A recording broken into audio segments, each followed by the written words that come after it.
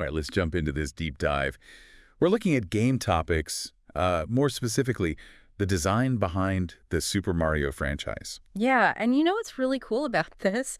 We're not just going to be playing Mario games. We're going to break down why they work. I mean, everybody knows Mario. Yeah. But the level of thought that goes into these games, from teaching new players to play to keeping them hooked for, decades, it's seriously impressive. So, let's start with something that you might not even realize. Think about how these games teach you to play. It's subtle. Yeah. You don't think of it as like a tutorial. It's brilliant. It really is. Analyzing Super Mario's level and tutorial design points out that the very first level of Super Mario Bros. Is a masterclass in disguise teaching. Oh, interesting. Yeah, like those gradually taller pipes. Right. They're not just obstacles. Yeah.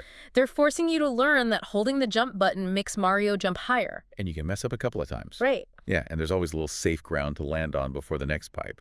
Exactly. So you're learning without even realizing you're being taught. It's so intuitive. It really is. That's great design.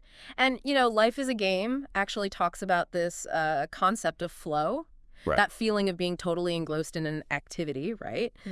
Mario just nails this by constantly providing these challenges that just match your skill level perfectly. You're never bored. Right. You're never bored, but you're never totally overwhelmed either. Yeah, that's how they get that just one more level feeling. Exactly. It all makes so much sense now. It does. But, even the best designed levels need a reason to be explored, right? Yeah. So let's talk villains. What makes a memorable video game antagonist? And how does Bowser fit the bill? Dramatic storytelling and narrative design hits on a really key point. I think Okay. conflict drives good stories, like a villain with a strong backstory, and, clear motivations adds urgency to the player's journey. Bowser, as villain design explains, isn't just some random monster, right? He's this imposing figure who is constantly threatening the Mushroom Kingdom. That's true. He gives Mario purpose. He does. He absolutely does. It's not just lurking in a castle somewhere. No. Like, his presence is felt throughout the entire world. You always know what you're up against. Yeah. And that feeling changes so drastically when you compare 2D Mario to 3D Mario. Totally. The shift from side-scrolling to these open worlds, It was huge. it had a massive impact on the design. In the original Super Mario Bros., you're basically going from left to right. That path is linear. Exactly. 2D Mario relies on that linear level design Yeah. to guide the player along. But with 3D Mario, like Super Mario 64, the world opens up. Level design talks about how games like this will use spatial hierarchy, Okay. basically arranging elements to draw your eye and guide you through exploration. Okay. So instead of a straight line, you Yeah. have landmarks, visual cues. Right. Even the way the world is lit, Interesting. it's all subtly telling you where to go. So it's less about like a set path Right. and more about a world that encourages exploration, Yeah. but you still feel like you have a sense of direction. Absolutely. And, visual language emphasizes how 3D Mario will use subtle environmental details to tell a story. Cool. So you're not just platforming. Yeah. You're piecing together the history of this world through the ruins you find, the way things are laid out and stuff. Like you're an archaeologist in the Mushroom Kingdom. It's a great way to put it. You're discovering the story as you explore. Adds a whole other layer to the experience. Definitely. So speaking of experience, one thing that's always struck me is how Mario games appeal to such a wide audience. You got players who grew up with the NES originals, Oh, yeah. and then kids today discovering Mario for the first time.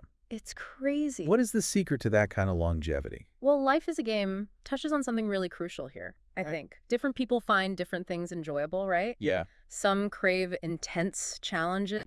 Others want to just relax and explore. Yeah. Mario smartly just offers something for everyone. That's true. Different skill levels. Yeah.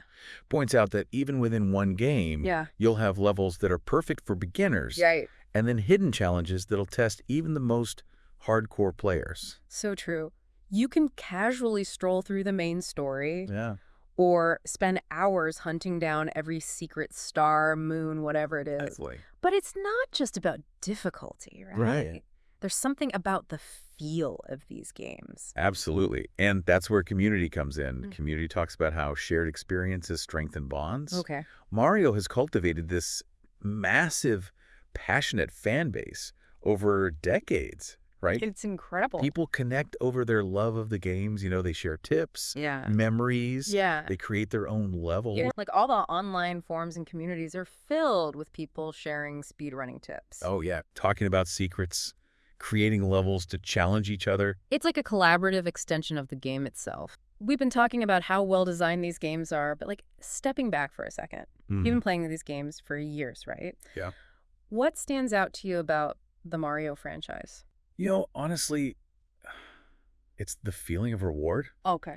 Life is a Game talks about how games tap into our desire to learn and overcome challenges, right? Yeah. Mario just does that constantly, but it never feels punishing. Right. Even think about the sound effects. Oh, yeah. That coin jingle. Yeah. The wahoo when you slide down the flagpole. Yeah. Let's talk about Mario himself. Okay. What makes him so enduring as a character? Yeah. Even outside of the games themselves. That's a great question. He's like the Mickey Mouse of video games. He is. Instantly recognizable, even in silhouette, right?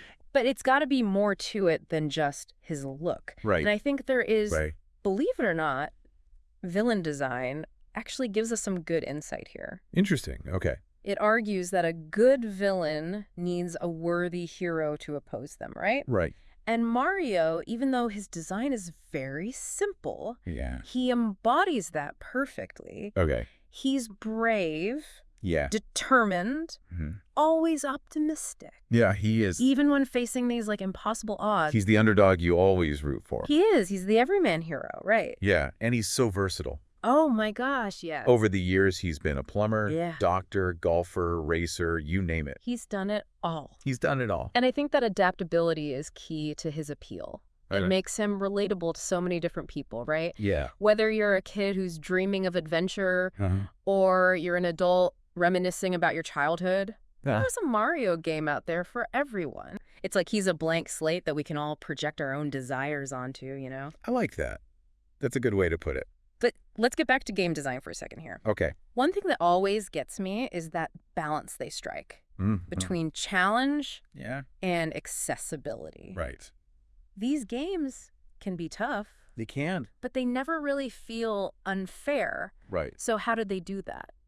Life is a Game actually talks about this. Okay. It says good game design is all about flow. Okay. Where players are challenged, but not overwhelmed. Right. And Mario achieves this through the level design. Yeah. It gradually introduces mechanics, new enemies, gives you plenty of chances to practice. That's true. You're never just thrown to the wolves. No. The game gives you the tools and you need to figure out how to use them. Exactly. And that's what makes those aha moments so satisfying. Yeah. When you figure out a tough puzzle or beat a boss, it feels like a real accomplishment. It does. It's crazy how Mario appeals to both casual and hardcore players. Right.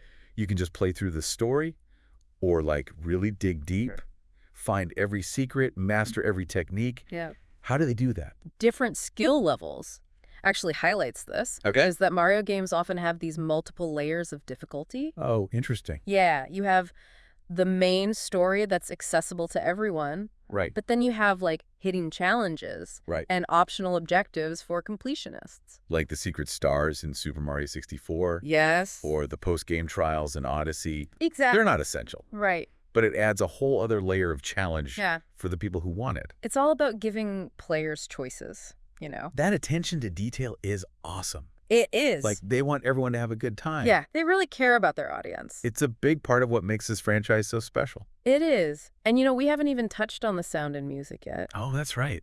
It's amazing how much there is to talk about, even with games that everyone thinks they know. Right. We've talked about levels, the story, 2D versus 3D. Yeah. But you mentioned sound design. So what makes the audio in Mario so iconic? Okay, so think about this. Even if you don't see the game, those sound effects, you know them. I do. The coin jingle, that jump sound, they immediately tell you this is a Mario game. It's true. They're burned into my brain. Right. But it's not just the sound effects. The music is huge too. Oh, absolutely.